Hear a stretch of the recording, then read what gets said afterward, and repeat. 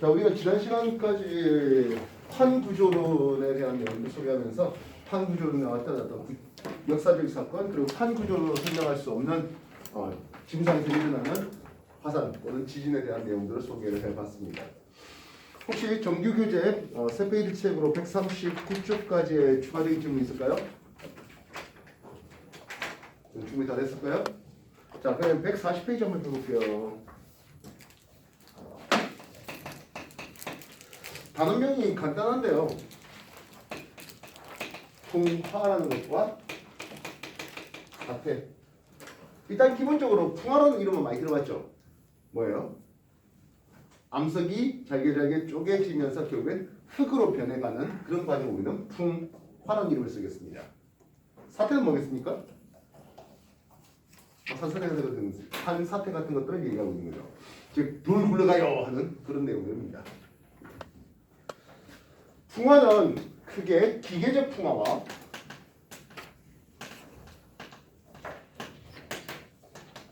화학적 풍화로 소개가 될 수 있겠네요. 어떤 차이가 있을 것 같아? 어떤 차이가 있을 것 같아? 결국 기계적 풍화는 일련의 화학 반응은 상관이 아니라는 거죠. 즉 그냥 단지 큰 덩이가 작은 덩이로 쪼개질 뿐입니다.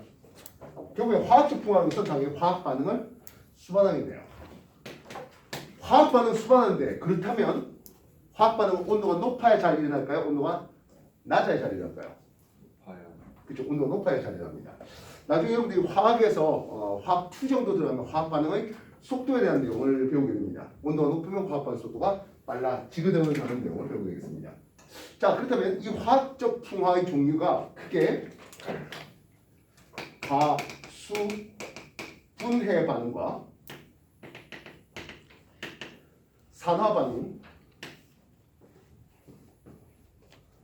그리고 용해 과정, 화학적 풍화 용해 과정 이렇게 이제 소개되고 있습니다. 가수 분해할 때 이 숫자가 뭘까요? 가장 간단한 한자잖아요. 그죠? 물숫자예요. 물이 많으면 아무래도 가수분해라든지 용해라는 것은 결국엔 물에 용해되는 과정이죠. 이해됐어요? 결국엔 물이 많아도 역시 이런 일련의 반응이 잘 일어납니다. 또한 산화 과정도 물 없이 천리 산화되는 것보다 물 있을 때 산화되는 게 훨씬 잘 일어나요. 여러분들이 철의 산화 과정에 대해서 공부할 때가 있을 텐데요. 물이 없는 것보다 물이 있으면 철의 산화 반응이 훨씬 더 빨리 일어나거든 하는 내용입니다. 결국엔 화학적 풍화는 온도가 높아야 되니까 고온 그리고 물기도 좀 있어야 돼요. 다습한 환경이면 화학적 풍화가 잘 일어나거든 하겠습니다. 그럼 반대로 기계적 풍화 상대적으로 저온의 한량의 건조한 환경이면 화학적 풍화가 잘 안 일어나고 기계적 풍화만 거의 우세적으로 일어난다 이렇게 보시면 되겠다고요. 가수분해의 대표적인 것은 장석이 뭔지 알겠지? 장석 뭡니까? 주로 SiO2 이산화탄소 거기에 약간의 알루미늄이라든지 나트륨 또는 칼륨이 좀 첨가된 그래서 대체로 색깔은 흰 그리고 가끔은 분홍색이 되는 그런 광물이고 조항광물 중에 제일 많은 부피비를 차지하는 게 이 장석입니다. 여기는 철마도 주면 상대적으로 좀 부족한데요. 이것들이 고령토가 되는 과정이 이제 가수분해의 대표적인 겁니다. 이 고령토 어디 있습니까? 도자기 만들고 이런 데 많이 쓰고 있습니다. 이 고령토가 가수분해 훨씬 더 많이 일어나다 보면 옥사이트라고 불러주는 알루미늄 원광으로 만드시는 것까지 나갈 수 있습니다. 일단은 이 정도까지만 하셔도 되겠습니다. 복사이트가 되려면 훨씬 더 고온 다습한 환경이 필요하겠습니다. 산화 과정은 오늘 바닥이 산화 처리되는 과정이라든지 이런 것들이 산화 반응으로 소개될 수 있겠습니다.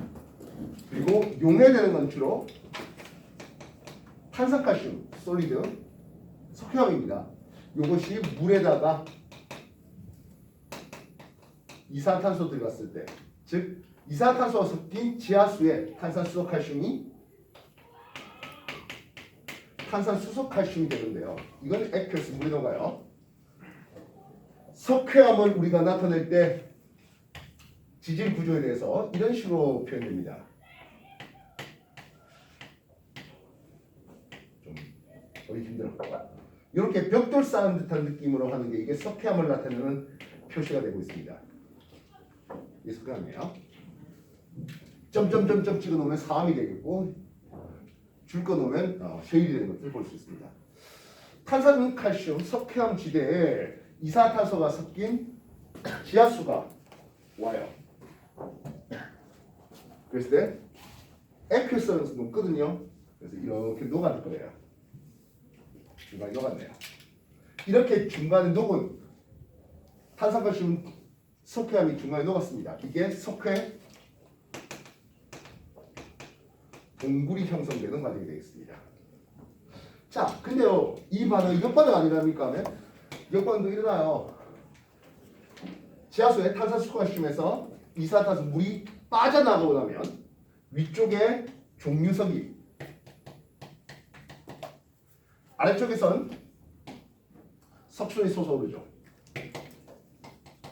그 둘이가 붙어버리면 석주라 불러주는 돌기둥, 기둥 주셨습니다. 석주가 만들죠. 이런 것들이 이제 용해 반응으로 보시면 되겠습니다. 되겠습니까?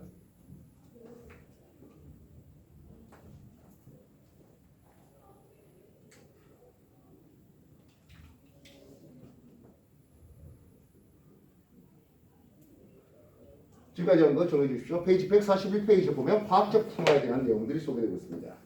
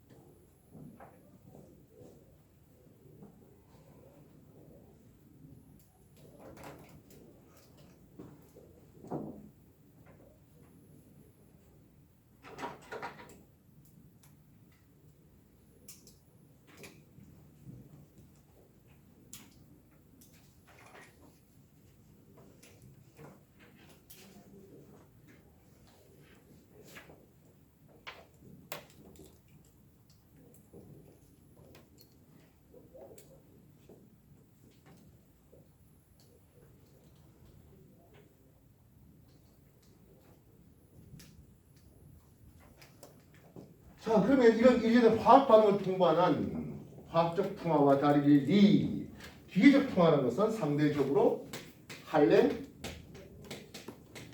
건조한 환경에서 잘 일어난다 했는데요. 암석 틈에 물이 들어갔네요. 물이 들어갔어요.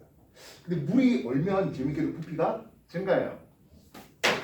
그래서 암석 틈에 물이 맺히고 물이 얼어서 이게 자꾸 옆으로 깨집니다. 이해됐습니까? 그렇게 물의 동결작용. 그러다 보니까 암석이 쪼개질 수가 있겠죠. 이해됐습니까? 또한 방리작용이라는 이름을 쓰기도 하는데요.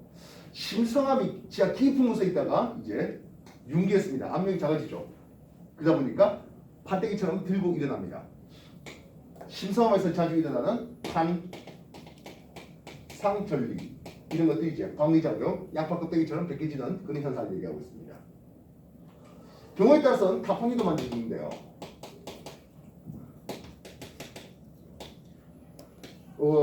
우리나라에 마이산이라는 놈을 알 겁니다. 전북 지난 쪽에 마이산이라고 말 귀처럼 생긴 게 산이 두 개 이렇게 있는데요. 이게 중생대 여감입니다. 얼핏 보면 높게 솟구쳐 있다 보니까 이거 중상화산체 아니야 라고 생각할 수 있는데 화산 아니에요. 표적암 여감입니다. 보니까 이쪽에 햇빛 잘 받는 남사면에 암석이 쪼개지고 그 사이에 물이 들어가고 주변에 녹이면서 이 덩어리가 쑥 빠져나가요. 이해됐습니까? 그렇게 해서 쑥쑥 구멍 빠진 이런 것들을 타폰이라는 이름을 씁니다. 우리나라 마이산에는 세계적 규모의 타폰이, 즉 작은 건 주먹만한 것에서 큰 거는 자동차 하나가 들어갈 정도의 타폰이가 매우 많이 발달되어 있는 곳이 바로 마이산입니다. 비슷한 반도 국가인 이탈리아 쪽에서도 이런 타폰이가 자주 보이고 있습니다. 정리해 주십시오.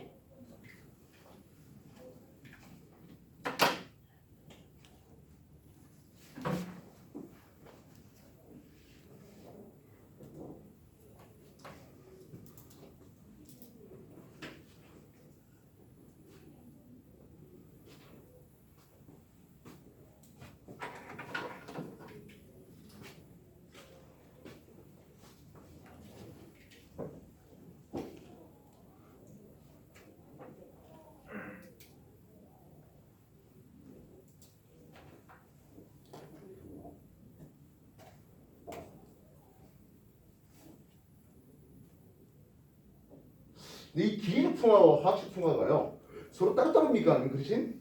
않아요. 이렇게 기계적 풍화를 통해서 암석의 틈이 벌어지면 이런 일련의 화학 반응이 일어날 수 있는 표면적이 많아지잖아요. 실상 타폰이 이거 얘기할 때도 이 사이의 광물들을 녹여야 되는 과정이 필요하거든요. 그래서 기계적 풍화가 잘 일어나면 화학적 풍화가 더더더 잘 일어나겠습니다. 암석의 틈이 많아지니까 표면적이 넓어지면서 말입니다. 또한 이렇게 화학적 풍화가 일어나면요 암석의 조직들이 좀 친밀도가 약해집니다. 그러면 그 위에 물이 들어온다든지 해서 더더더 기계적 풍화를 더 가속화시킬 수가 있습니다. 이랬어요? 그래서 처음에 만들어진 암석이 일부 화학적 풍화를 통해서 원자 간의 결합력이 조금씩 약해졌다면 다른 기계적 풍화를 받기가 훨씬 더 좋겠는데 하는 거죠. 여기에 플러스 알파 생물학적인 풍화 작용이 있는데요. 생물, 즉 나무 뿌리가 자라면서 암석을 깨부숴요 할 수 있겠죠. 그렇다면 기계적 풍화가 되겠습니다. 뭐 이끼라든지 지으류 이런 것들이 암석을 녹이는 산성물질을 분비해요 하면 화학적 풍화를 이렇게 얘기할 수 있습니다. 즉 생물학적인 풍화라고 해서 뭐 특별하게 한 건 아니고요. 생물학적 풍화를 통해서 즉 생물이 뭔가 일을 하는데 단순하게 부서진다 하면은 부서뜨린다 하면 기계적으로, 반면 일련의 화학 반응을 수반하게 만든다 하면 생물학적 풍화 중에서 화학적 풍화로 그렇게 소개하시면 되겠습니다. 글자 보고 판단하시면 돼요. 산성물질을 분비하잖아. 그럼 당연히 화학적 풍화가 되겠죠. 이해했어요? 뒷페이지를 보면 이제 사태라는 것에 대해서 소개되겠습니다. 저번에 산사태를 얘기하는데요. 우리가 물리에서 많이 했던 거예요. 물리에서 경사각 세타에 어떤 물체가 놓여 있습니다. 이 물체에 대해서 밑으로 내려가는 중력이 있을 텐데요.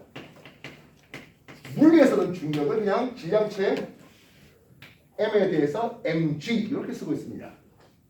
근데 지구과학에서 그냥 g로 쓰고 있어요. 질량 m은 G라고 말입니다. 왜냐니까 특정한 돌이 떨어질 수 있지만 경우에 따라서는 산사면 자체가 쑥 내려올 수도 있기 때문에 그냥 G로 그렇게 표현되고 있습니다.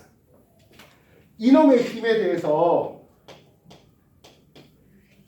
내가 F1 쓰면서 이게 물리에서는 빗면 따라 내려가는 힘이라고 하면서 mg sin 세타를 생각했는데요. 그럼 여기서 이제 g sin 세타로서 표현되고 있습니다. 요거를 빗면 따라 내려가는 힘, 즉 빗면 따라 내려가게 만드는 구동력이라는 이름을 쓸게요. 그렇다면 그것을 방해하는 마찰력이 있겠죠. 물리에서는 마찰기에서 U에 mg 코사인 세타 하는데요. 그러면 G를 빼니까 코사인 세타 이렇게 넣을 수 있겠습니다. 이해했어요?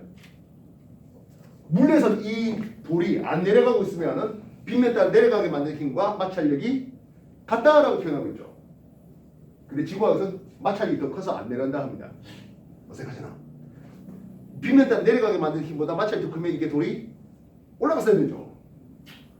근데 그냥 마찰력이 더 크다, 저항력이 더 크다 그렇게 표현되고 있습니다. 페이지 142페이지. 구동력, 마찰력, 그리고 중력과의 상관관계 정리해 주시기 바랍니다.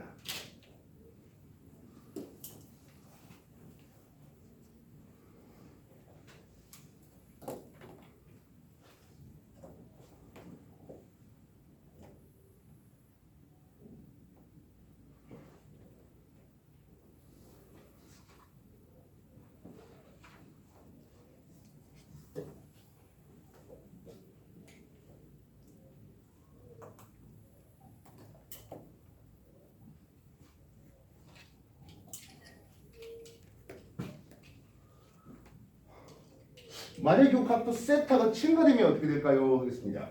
세타가 증가되면 구동력이라고 하는 것은 사인값이 커지니까 커져요. 반면 마찰력에서 코사인 세타가 커지면 코사인 세타 값은 작아지죠. 그래서 이 산사면의 경사각을 좀 더 급하게 깎아버리면 마찰력은 작아지고 구동력은 커지면서 경우에 따라서는 돌굴러 내려가는 산사태가 벌어질 수 있겠네요. 우리가 어쩔 수 없이 도로라든지 철길을 낸다든지 또는 택지 조성을 위해서 산을 깎아야 되는 경우들이 생길 수 있습니다. 산이 이렇게 돼 있는데 여기를 이렇게 깎아서 도로를 만들겠다 하는데요. 이 각 세타를 안식각에 대해서 어떻게 표현해 볼 수 있겠냐 하는 거죠. 그래서 똑같은 이 각도 세타를 제시했는데요. 만약에 말입니다. 만약에 지층면이 이런 식으로 지층이 쌓여 있는 경우라고 한번 해보자고요. 똑같은 각 세타지만 얘는 쉽게 이렇게 굴러내려올 수 있을 것 같습니다. 왜냐하면 이 지층면, 경우에 따라서는 단층면, 이쪽은 기압력이 약해요. 쉽게 내려올 수 있고. 반면 이쪽으로는 이 도로 쪽으로 안 내려오겠죠. 반대쪽으로 내려올 테니까. 그때는 이쪽은 경사를 급하게, 반면 이쪽은 경사를 상대적으로 완만하게 깎아야 되는. 뭐 이런 것들은 아무래도 토목공학과라든지 이런 쪽에 갔을 때 지층 구조를 보고 얼마만큼을 깎아야 되는지 그런 것들에 대해서 잘 나올 수 있을 것 같습니다. 페이지 142페이지 다시 한번 더 봐주십시오.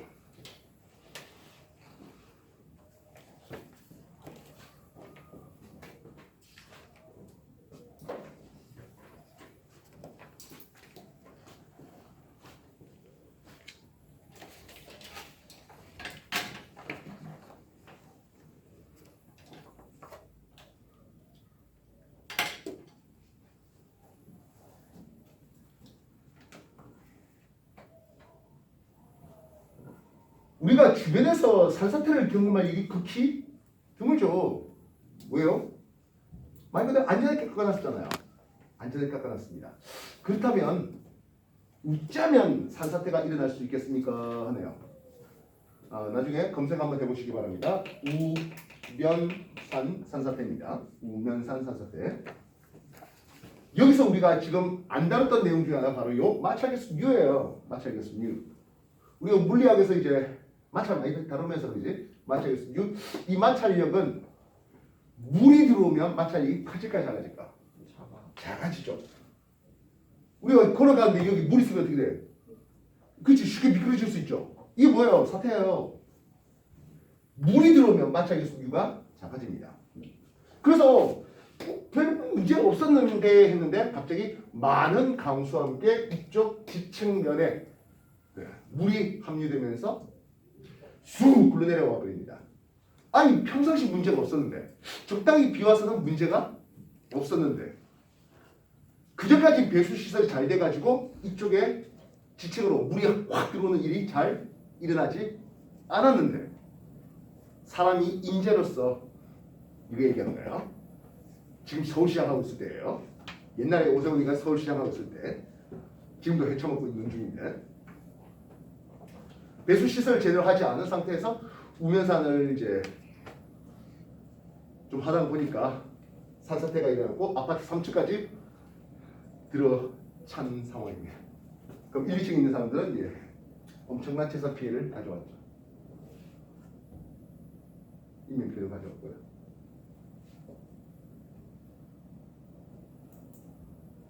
또 하나 이렇게 깎아닥기는데 갑자기 큰 지진이 일어난다든지 해서 이 결합력이 좀 더 약화시킬 수가 있었을 때 요번에 터키 튀르키예인가 이렇게 이름을 바뀌게 했는데 굉장히 큰 규모의 지진이 나면서 굉장히 큰 사태들이 많이 일어난 것들 보신 적이 있을 겁니다. 경우에 따라서는 반층이 또 엄청나게 많이 일어나는 것도 보는데요. 142쪽 다시 한번 정리해 주시기 바랍니다.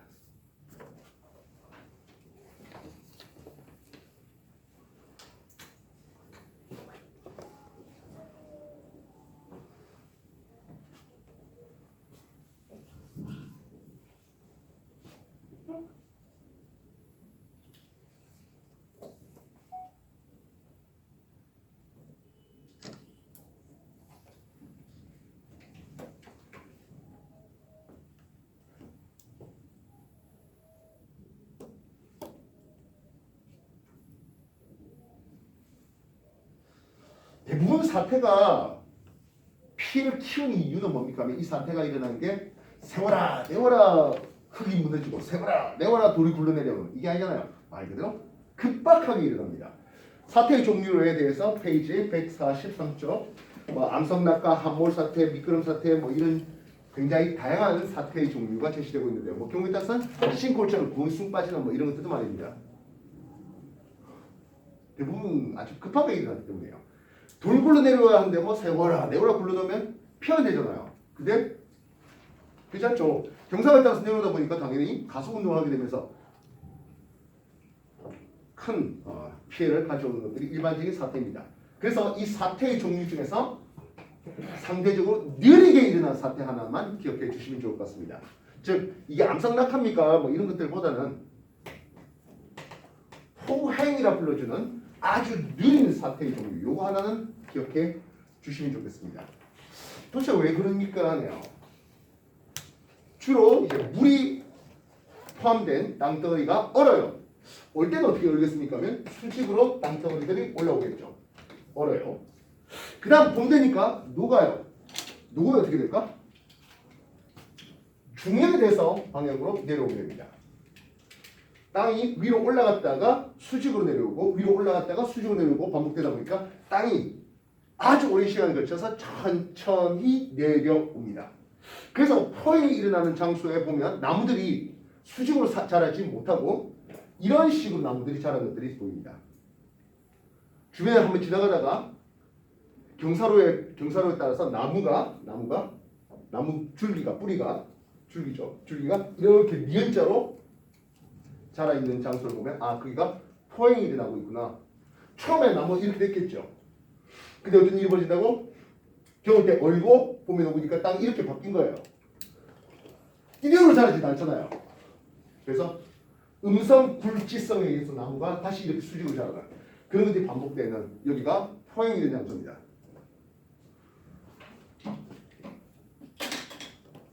요거는 기억해 주십사 하겠습니다.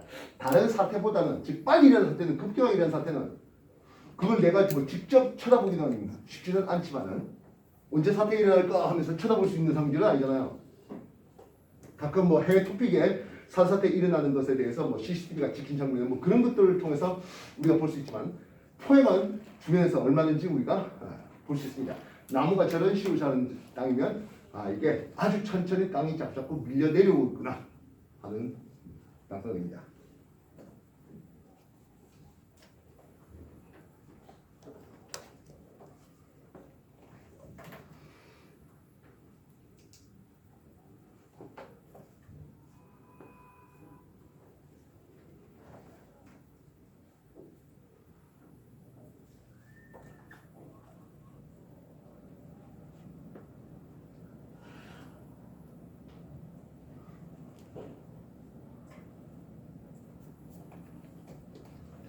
당연히 이런 사태가 일어나면 그 아래쪽에 있는 사람들은 엄청난 경제적 경우에 따라서는 이제 생명을 크게 묻히면 죽잖아요, 그지?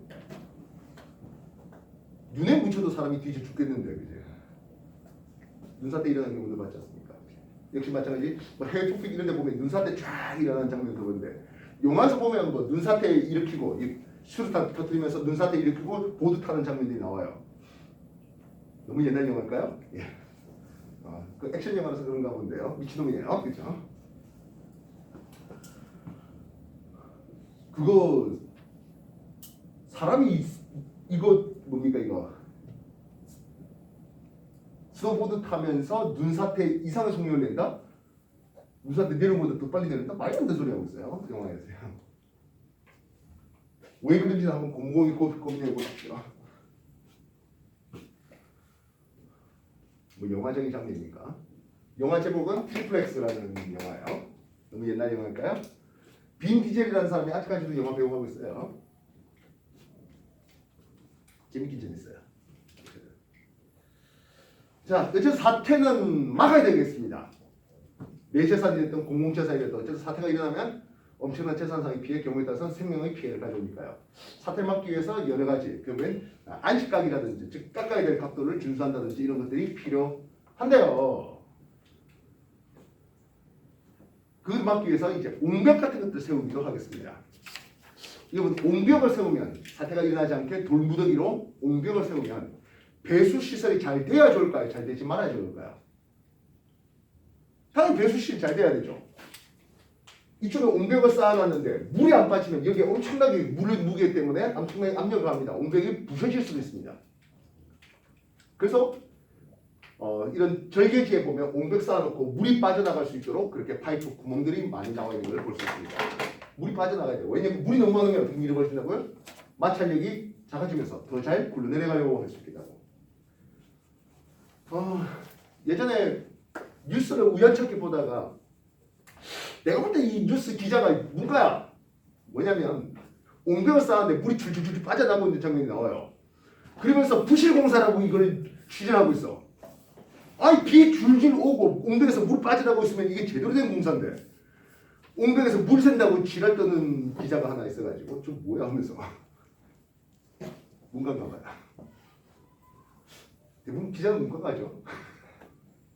예, 싼한데 단층 밑에 막막 들끓는다는 문과 예, 시작을 작가에 있는 겁니다.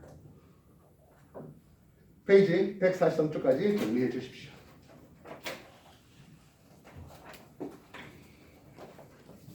내용 오늘 간단하죠? 안 간단해요?